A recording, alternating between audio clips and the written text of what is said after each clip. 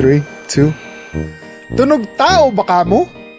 Yan ang tunog ng buto mong pumipitik at nagkakrak dahil sa edad mo. Lahat tayo relate dyan. Mali yung binabasa mo. Ha? Mali ba yung binabasa ko? Ulit. Ha? Tunog tao baka mo? Yan ang tunog ng buto mong Take pumipitik at two. nagkakrak.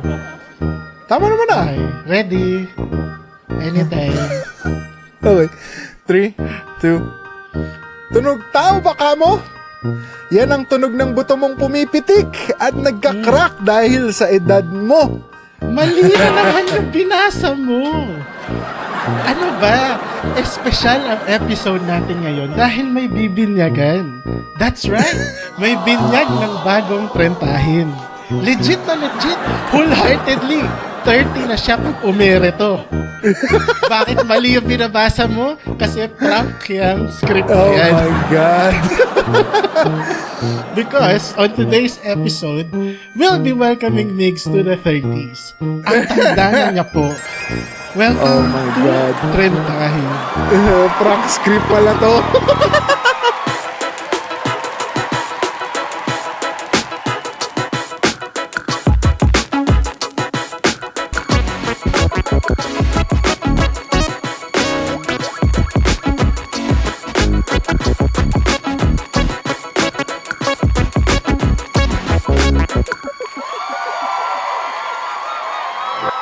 Okay, and welcome back to Trentahin.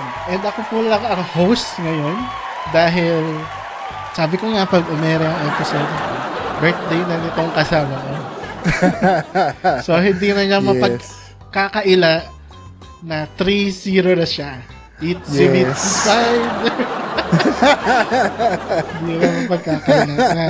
Yan na talaga, dumating ang panahon, ang dekada 30 niya. Oo.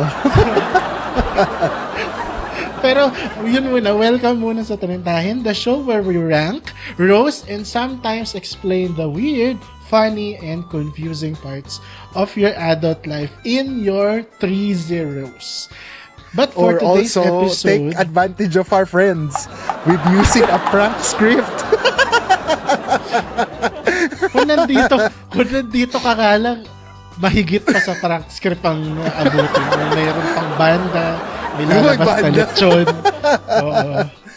May babagsak na mga confetti. Ganun. Kaso ang layo eh. Paano natin gagawin yan? Ayun nga, on today's episode, we will explain the 30s journey. Not to our audiences, but to my co-host right here.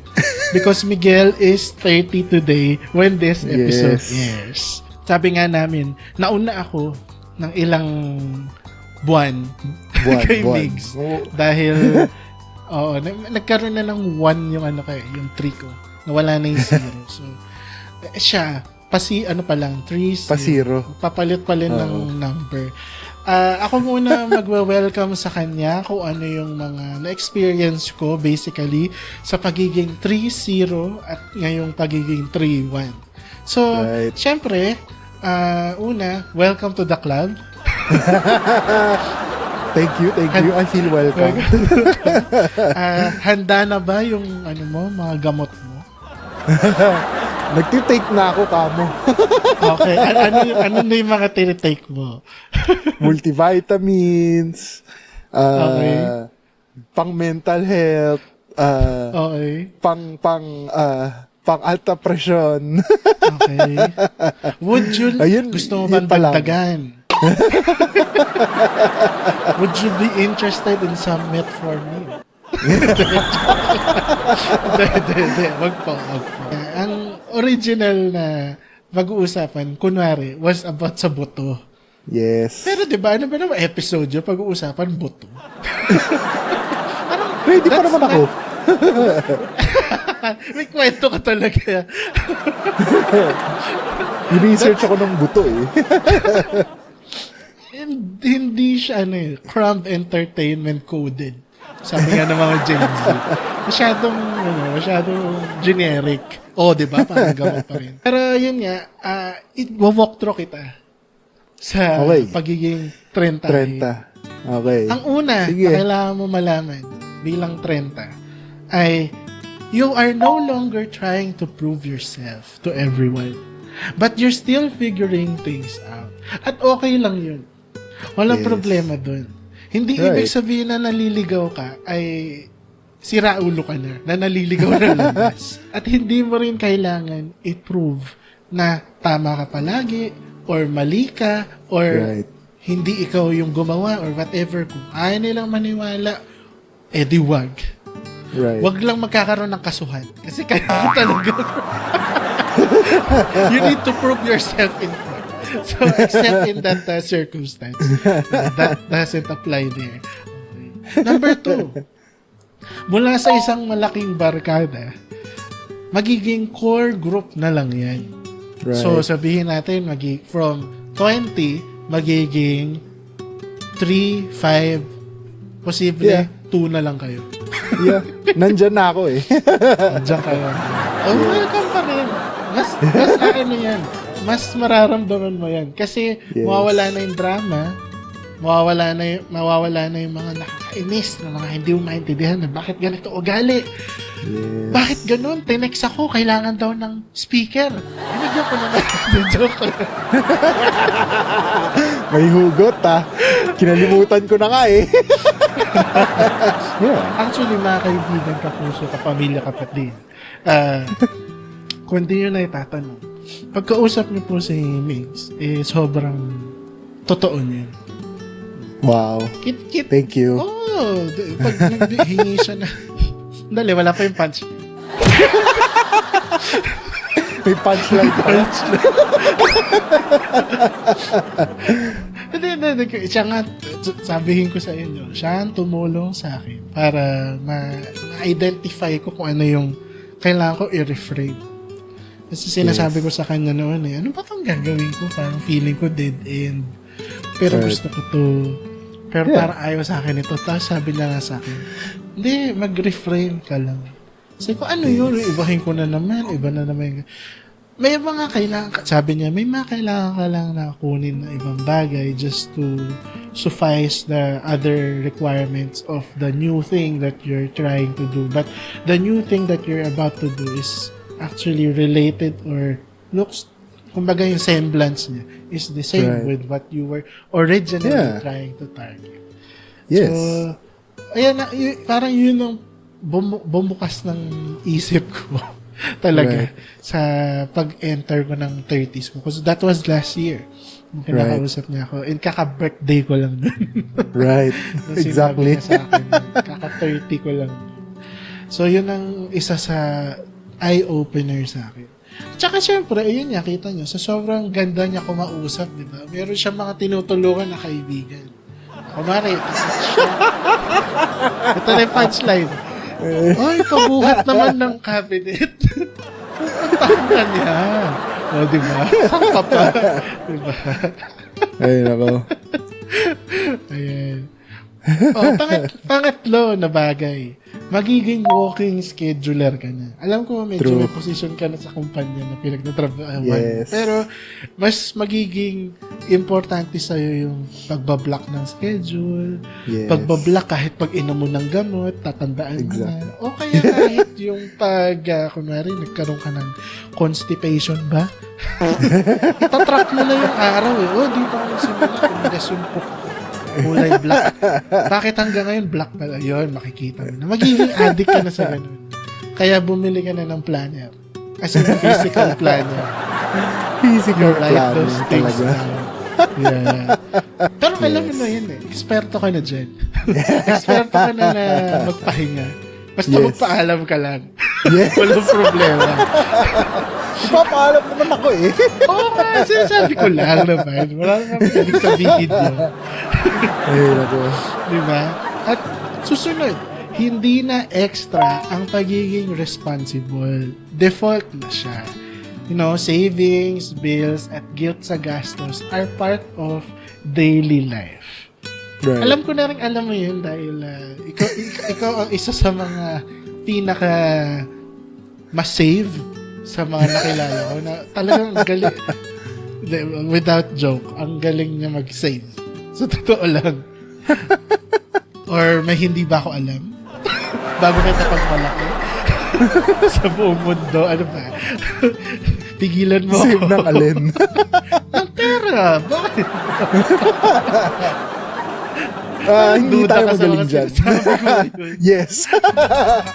I wish I was. Pero in reality, no. Pero feeling ko Lahat mas ata ng magaling siya trentahin dumadaan sa moments na na pagkakulang sa pera and lahat tayo nandyan. Lahat tayo dumadaan dyan. So, yes, hindi po ako magaling mag-save ng pera. Pero, pwede na. Ito na lang.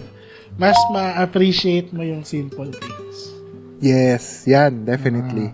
Kapag 30 ka na. Ayan, quiet nights, mga masasarap na pagkain by yourself, peace of mind. Yung kumbaga hindi mo na kailangan na may nangyayari or meron kang gimmick. Right. O, diba? That term alone, gimmick, is 30 years old in itself. Hindi mo na kailangan na may nangyayari sa paligid mo para mag-enjoy ka. Yeah. Pero yun nga, mga kaibigan, dahil birthday na ngayon, ay tingin ko lahat ng sitwasyon na binigay ko ay alam naman niya na yun. Kasi even before he was 25, he knows all of this already. Advice sa akin lahat yun eh. Exactly. Diba?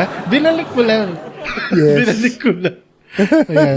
Pero syempre, hindi matatapos ang episode na to na wala tayong rapid reacts. Special to sinasabi ko. Mas special pa to sa ensaymada ng nanay mo. Bakit? Kasi for today's game, we will be playing normal or Tito Miguel. Tito Miguel. O, diba? Ay, Original or special. So, meron akong mga current or old habits na Tito babanggitin. Ba't baliktad? Ayan. Yeah. Baliktad na naman. Baliktad na naman. I-set mo na dyan. Huwag mo nang tanggalin.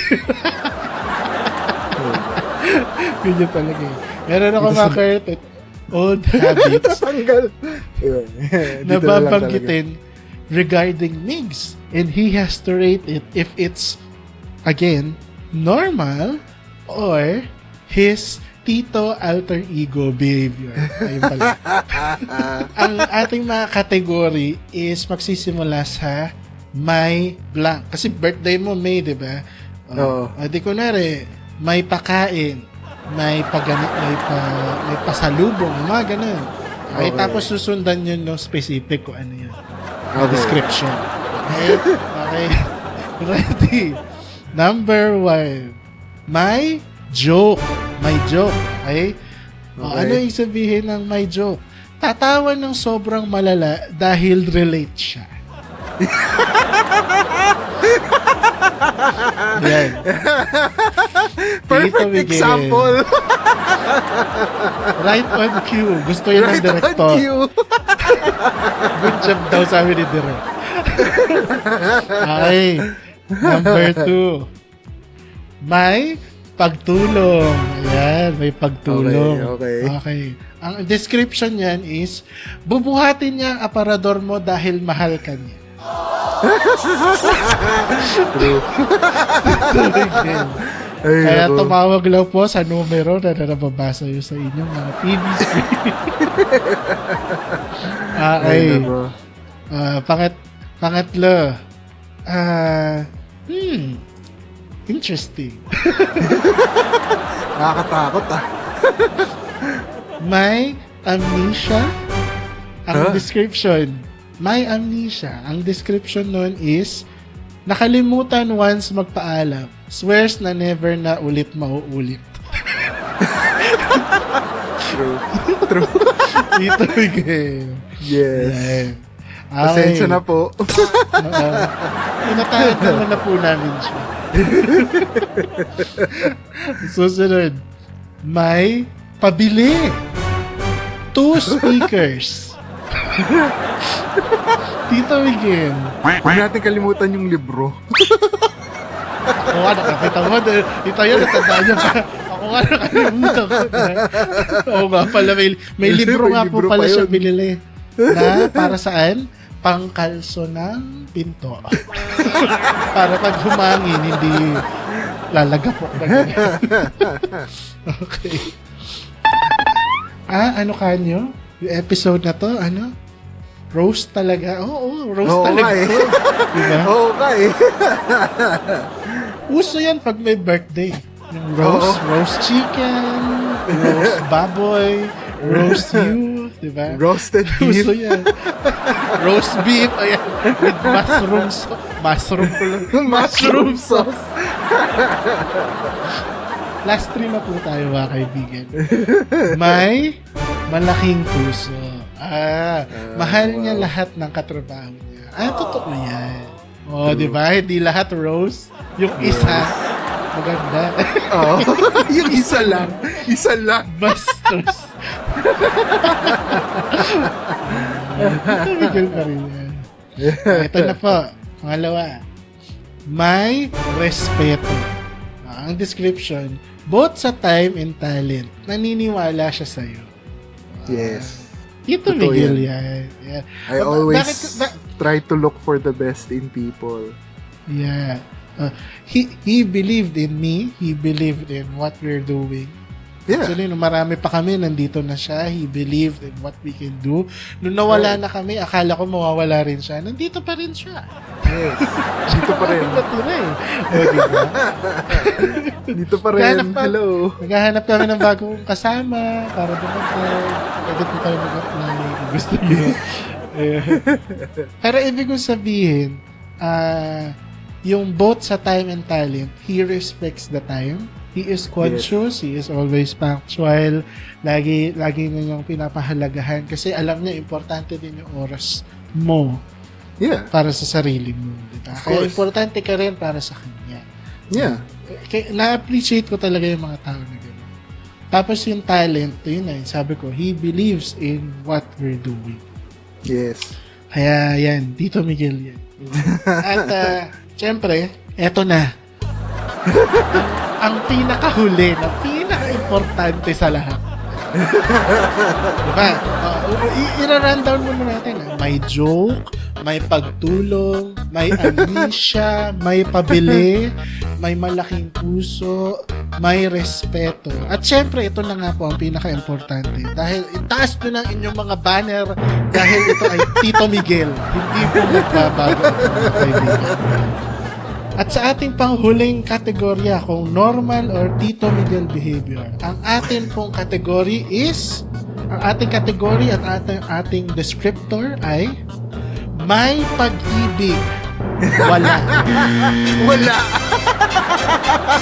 Walang-wala. Yes.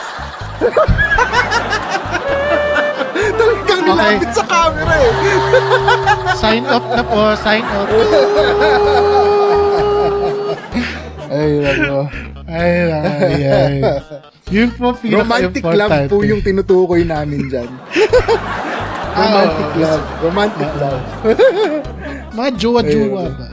Okay. Jowa-jowa. Ay, nako. Wala. May pag-ibig? Wala. Yun po yung descriptor ha, wala. Kasi yun lang nakalagay. Yun lang. Pag binigay sa script, wala. Period. Kaya, anyway, that's it for our episode today. Bago tayo mag-close, may gusto ka ba sabihin sa mga manonood? Wow! Artista! O sa mga babati na lang happy birthday sa'yo, ano bang gusto mo sabihin sa kanila? Ang gusto ko lang sabihin is maraming salamat. Thank you for always showing us support here in Crumb Society and Crumb Entertainment and all of our different shows. Like we said, this is really something that we are extremely passionate about. And yes, thank you for showing us that love, you know. I've discussed this with multiple people that I've encountered in my life. Na if ever there's one thing that I just want to be remembered for, and that is that I've loved, that I will love, hindi, tama ba? that I have loved, that I love, and I will love. O, di ba? Yun yung gusto kong makita sa aking tombstone. Di ba? So, maraming salamat po sa lahat ng manonood and tagapakinig ng Crumb Society and Crumb Entertainment. Wala po kami dito if wala po kayo. So, maraming salamat and 30 na ako! Ay, nako. Tito. Okay, lahat ng mga Official pamangkin, Tito status na. Oo. Lahat ng mga pamangkin, pumatok na sa kanyang kamay sa Pasko. Ay, Humingi nako. ng crispy 100 bill. Buti wala akong pamangkin. Buti wala akong pamangkin. Happy birthday, Migs. And Thank you. we wish you all the best. We? Sino? Sino? Kasama. Anyway, that's it for our episode today. Make sure to subscribe and follow our YouTube channel, Crumb Society, for more fun conversations. I'm Stephen. Make sure you're also following us on Spotify and Apple Podcasts, and don't forget to give us a thumbs up over there as well. Yun na yung birthday gift niya sa akin. I'm Miguel, and this is Crumb Entertainment, and we'll see you again next time.